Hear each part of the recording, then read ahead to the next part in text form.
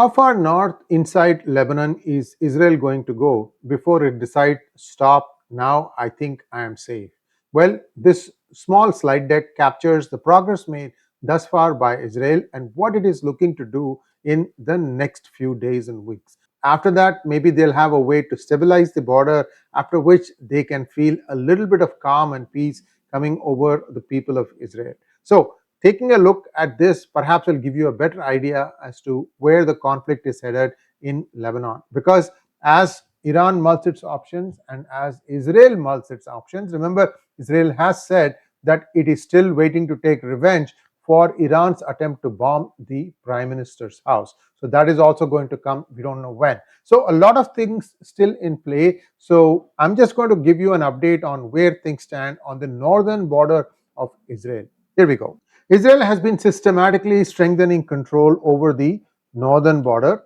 First, they did, start from house to house search. They were going to stop at Litani, but I think now they are going past that Litani River because they are probably trying to make sure that any hideout, anything to do with Hezbollah, any kind of arms and ammunition that might be stored, they want to be able to destroy it because they know that they have gone and destroyed the source in Iran. So there's an interesting dynamic at play here, if you will. Many frontline villages are now under IDF occupation. 20 years of Hezbollah's defenses and stockpiles were captured and neutralized. Remember, I told you 2006 is when Israel left this area back to Israel. IDF has lost so far 41 soldiers. Hezbollah has reportedly lost over 1,500. Of course, the pager gate and other things, plus the attacks on various hideouts of Hezbollah, and also the in the city of Beirut, a lot of things have happened. Many people have died. I think that number may be a bit on the lower side. Now there is evidence emerging that shows many Hezbollah families leaving in a hurry from their house to northern Lebanon, perhaps even into Syria. Now here is where things stand. This is a map, and you can see three circles, blue circles. The first one is the larger village of Al-Khiyam, then Taibi and Bint Jabal, all three are circled. So they are trying to get control over these because beyond that there is a certain amount of gap because of the terrain.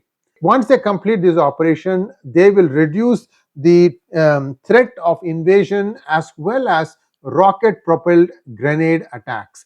The IDF would gain control over the Lebanese side border road. So there's a border road that runs, and in fact, even in the US, Mexico, there's a border road that runs along the border.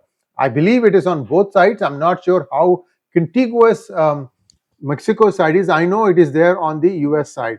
The road is strategically positioned with limited access points, allowing for easier control due to challenging terrain and a sparse road network.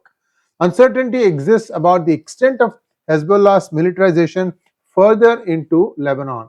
So what they have found so far has revealed significant terror infrastructure. It's now unclear if similar fortifications exist in the interior villages of Lebanon also. If it is only limited to the border villages, further IDF incursions could progress more rapidly. The situation's development will reveal the extent of Hezbollah's defensive setups beyond the border area. I think Israel has decided that they will clean out Hezbollah.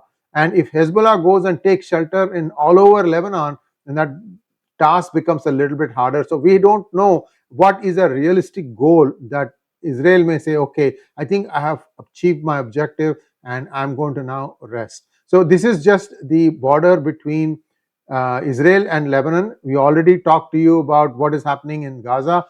People are still dying because of pinpointed attacks, and aid is now flowing. Medicines have been flown in from India, and Israel also is supplying a lot of work. The UNRWA has been kicked out from there, and Israel has in fact banned them from coming ever into Israel.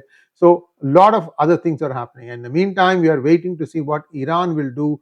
Remember that IRGC is a council created after 1979 by the Khomeinis, by the Ayatollahs, the radicals. This is not actually part of the army of Iran. This is something separate. It's possible that IRGC has become more powerful because they got more funding than the traditional Iranian army. In fact, one rarely hears anything about the traditional Iranian army.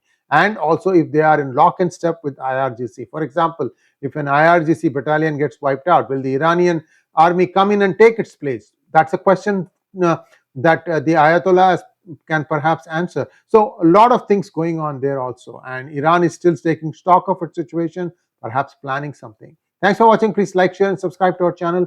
Don't forget to click on the bell button for notifications. Namaskar.